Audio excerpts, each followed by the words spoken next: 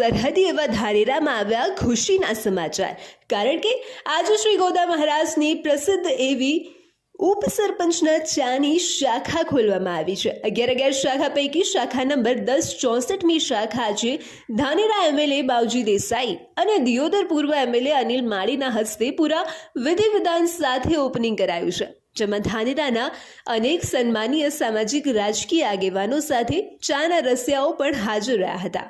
ભાવેશ ત્રિવેદી અને અનિલ માળીના સહિયારા પ્રયત્ન થકી ચાના રસિયાને ચાની અલગ અલગ વેરાયટીની ભેટ મળી છે।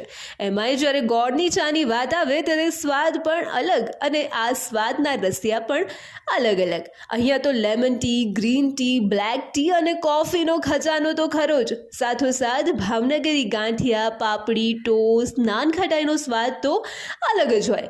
એનાથી પણ વિશેષ તો ગ્રાહકો માટે, બાળકો માટે રમતનો ખજાનો પણ ઉપલબ્ધ છે। સરહદી વિસ્તારમાં સખત ગરમી વચ્ચે પણ ચાના રસિયા ચાની ચુસ્કી લગાવતા હોય છે, ત્યારે આ ચાનું વિશેષ ઘરેણું ચાના રસિયાને 4 ચાંદ લગાવે તો પણ નવાઈ નહીં। અરે હા, તમને તો થશે ને કે ભાઈ આ ચાની શાખા આવી ક્યાં છે? તો કારગિલ હોટલ પાસે નેનાવા હાઈવે પર ધમધમી રહી છે આ હોટલ।